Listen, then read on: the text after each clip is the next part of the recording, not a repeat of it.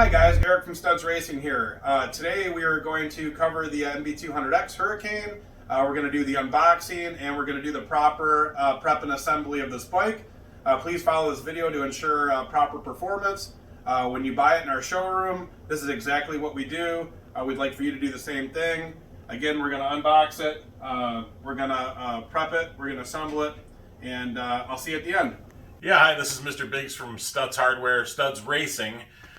Today we're going to show you the basic tools here to put together the MB200X. These are the tools you're going to start with to uncrate it.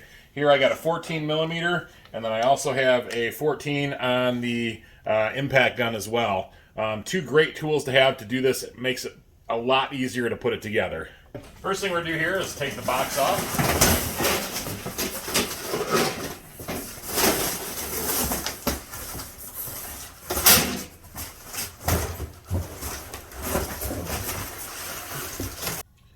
First thing we got to do here is these bolts. There's a 14 millimeter nut on the inside and a 14 millimeter bolt on the outside.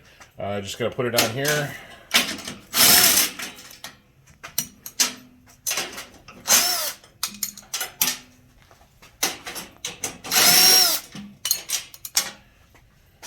The exact other side is the same way.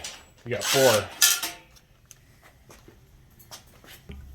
All right, now it's time for us to remove the outer structure. You want to be really careful when you do this. There's a lot of sharp ends on the bottom here that can potentially scratch the gas tank and other parts of the bike, including the seat.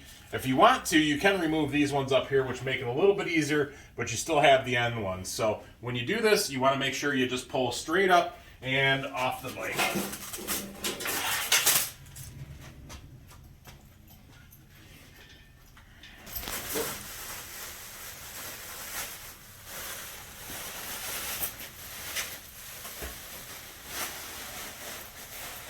We're going to start here by removing the shock stay that holds it into the crate. Again, this one uses both 14s, again, the same ones used to undo the crate.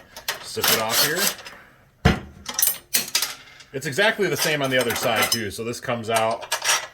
And what I'm going to do right now is actually I'm going to put these in here just so they can stay put. We don't lose them.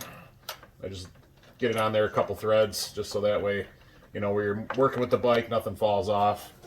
Now we're going to go up to the front here. It's another big mistake a lot of people do is this zip tie up here. This one actually stays. It holds all the wires together. You're going to want to go ahead and clip this one, and this one down here. this is going to release the handlebars. This one's going to release your brake line. And then this one down here also holds the handlebars in place. Again, we're going to be using our 14 millimeter impact driver and wrench.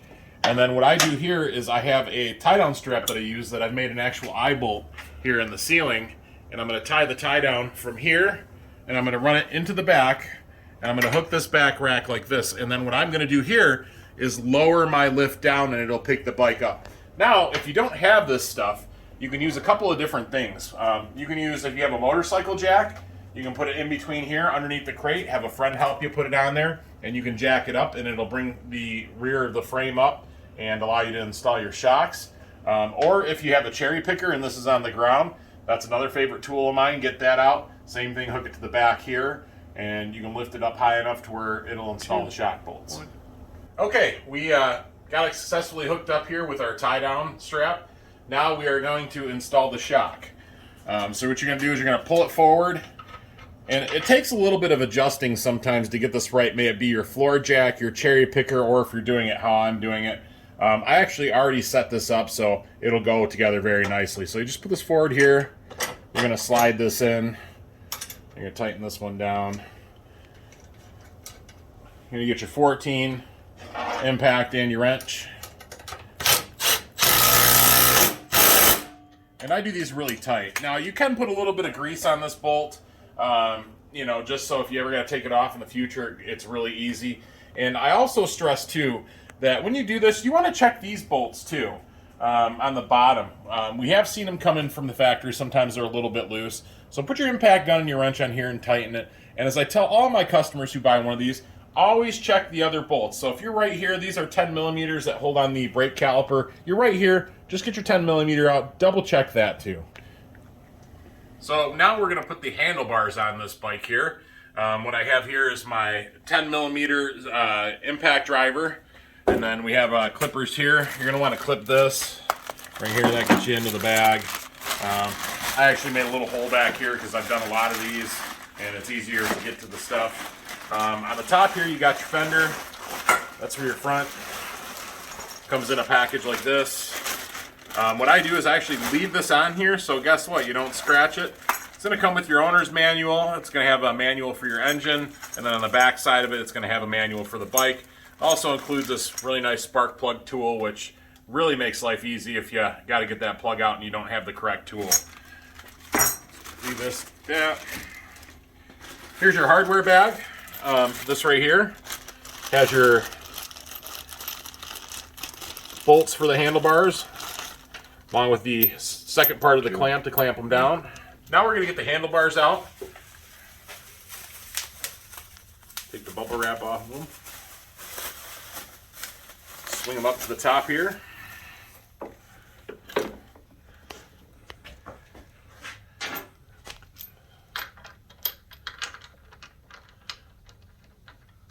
I usually start these by hand, just a little bit easier when you got the zip gun. You don't want to cross thread anything or strip anything out. And when you do these, a lot of people I've seen, they tighten one side way down and the other side not so much. You want to make sure when you do this that both sides kind of have an equal tightness to them. So what I'll do here is I'll zip that one down a little bit, zip that one down, same thing here. Then I'll go for the final tightening.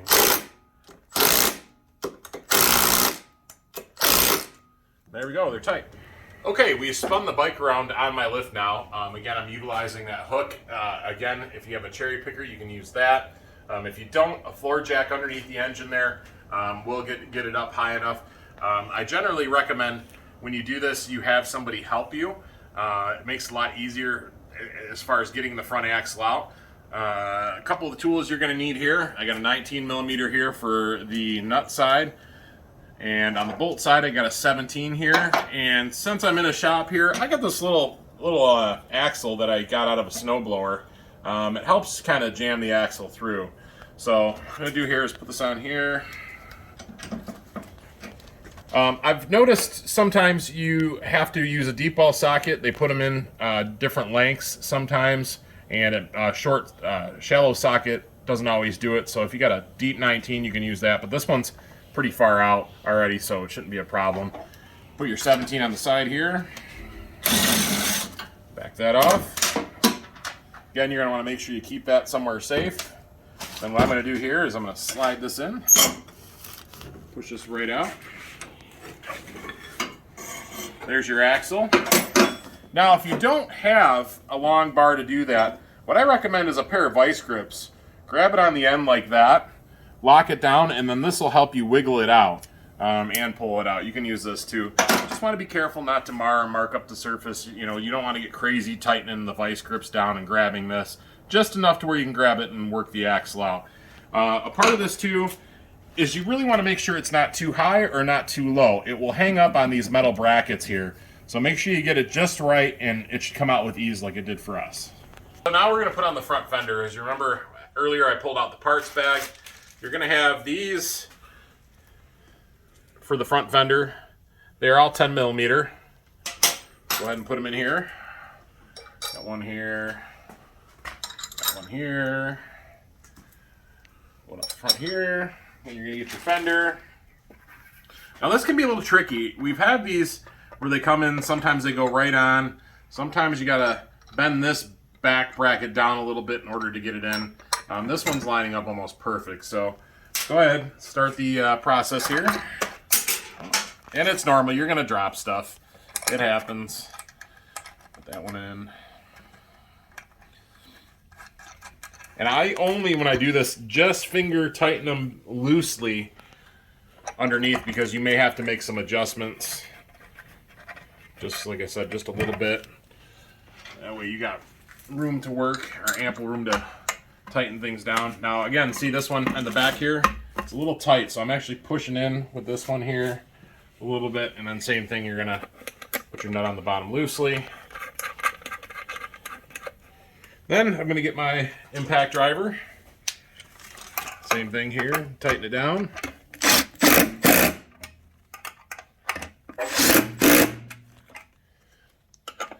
Back here. That's how you put on the front fender. Okay, we're going to put on the front tire now. It's located in the front half of the crate here. This is very important. You want to make sure you put it on the right side. A lot of guys, they don't like to leave their brake caliper hanging, but I'll be completely honest with you. This one is very light. You're not going to do any damage to it just letting it hang here. This is a really nice steel braided line. It's going to hold everything just fine. So we're going to get the tire out here. Get it unpackaged.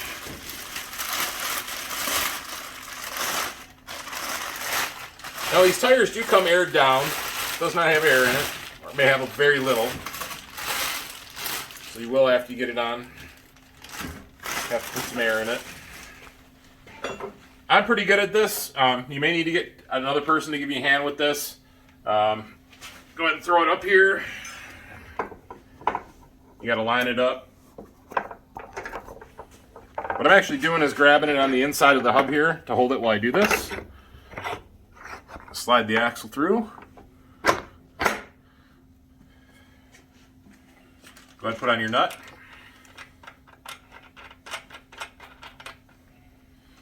Let me get my impact driver here. And I'm going to get my 17mm wrench on the other side here.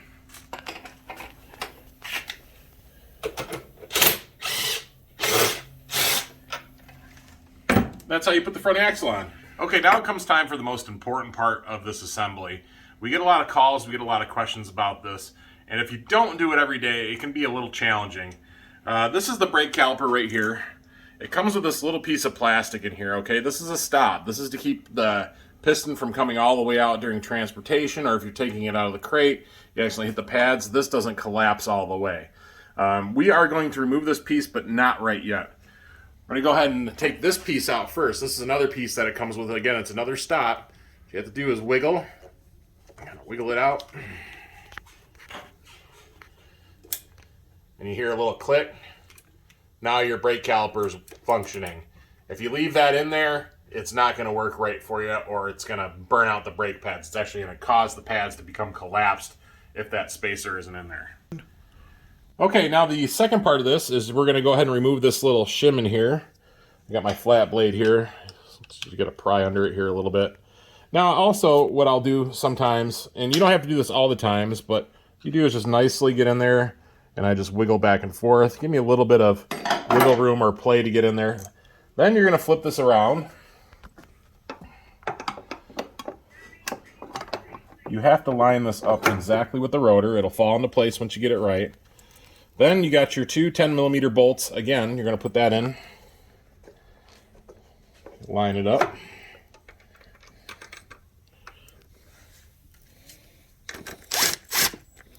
And again, I got that one loose so I can move the bottom one to line it up with the hole.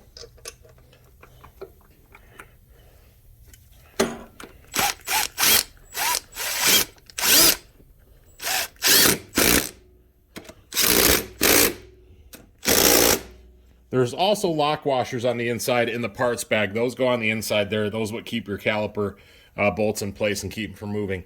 If you want to, too, you can also use a little bit of blue Loctite on these. That'll keep them in place, and it's also an extra safeguard, again, to keep this together. Okay, we're going to go over the basic prep procedure of this bike. It's actually a really easy bike to do the prep on, and we do this when you buy them from us in the store here. But we understand not everybody can come to the store. We do drop ship. Again, studsracing.com. We do carry aftermarket parts for it, performance parts, and we sell race engines for these. So if you're the type of guy that wants to get on the trail and have a lot of power, we can sell you a complete race motor ready to go. But I'm going to go over the basics pretty much after you get it all together, what you want to check. The very first thing we check here when we get them out of the crate is going to be the torque converter assembly here. And I already undid the bolts. There's 3 bolts here. There's 2 on the top here. And there's going to be 1 on the bottom down here. These right here have been known, or we have seen from time to time, where this will be loose or the front of the driver will be loose. This is a 10 millimeter bolt that goes in here. You can just use your impact gun, take it off, make sure it's set in the correct position. The other things we also check is, like this back here, make sure that nut's tight here. We check every nut and bolt on these before they leave, from the exhaust bolts here to these bolts up here. These here. We've seen these loose from the factory. It doesn't hurt to put a wrench on everything on this bike. If you're a maintenance guy and you are wanting to make sure this bike is the best it can be before you get on it and ride it, I'll be really frank with you. Just put a wrench on it. Tighten it down, make sure it's tight. These also don't come with any oil on them. You're going to have to put oil. The dipstick is actually right behind the cover here. I'll show you what it looks like with the cover on so you can see. Cover will be on like this. Your oil dipstick is right here. You just unscrew it, just like a car. Wipe it off, check it, and put it back in. Now, some of them have a little bit of oil in them from the factory. That is okay. You are going to want to add oil to it.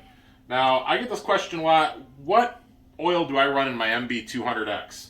Well, in the owner's manual, it comes with this diagram here.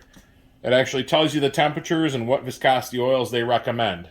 Generally speaking, we run 1030 on the way out the door with these in the summertime and even in the winter. They really like the 1030. You can run 530 in them. I've seen some guys do that. But as a general, I would tell you 1030 is going to be your best. So you're going to want to fill the oil up. That's not filled. The tire pressure here. Now, on the side of the tire, it says 24 PSI to seat the bead. You can bring it up to that pressure. It'll push the tire all the way onto the bead or make sure it's set. The recommended operating pressure on these is 5 PSI. Now, me personally, I run them with about 10 PSI. That's 5 more than what they recommend on the tire. Gives a little bit more firm ride. Again, if you're driving this on the street, these knobby tires are going to wear super fast. We do have street tread available on StudzRacing.com. They're a little bit more street friendly. They're a little bit nicer of a tire. We do have options there. So again, feel free to check out the website. You're going to have to put gas in it. They don't come with gas in them too. I recommend a premium fuel. I definitely recommend a ethanol shield too. If you put that in your gas, that's going to help this little carburetor out on this thing. Generally speaking, about 30 days after they sit with gas in them, you can start seeing some carburetor problems. Which leads me to the other part of this, is I get asked all the time, well, if I'm putting away, what do I do? Well, the best thing you can do for these is there's a drain screw on the bottom of the carburetor, which is a 10 millimeter. I undo that and put a drain pan underneath and get the fuel completely out of it. Once you get the fuel completely out of it, or you're setting it up for storage, I pull it over a couple of times to exhaust any fuel that may be just residual sitting in the bowl, getting that out of there. And that's the best way to mitigate that situation, is just get rid of the fuel completely. Now, you can put a stabilizer in here, you can put an ethanol shield, and if you're going to be letting it sit for a little while, you can do that too. That's okay. But just understand the fuel today is not very stable. It does have a tendency to want to go south pretty quick. So again, do yourself a favor, just get the gas out of it, and that'll be the best option for you. Now you guys know how to professionally assemble and prep a Hurricane 200X. Thanks for watching our video, and please visit us at StudzRacing.com for all your performance and upgrade needs. Tune in next time. Thank you.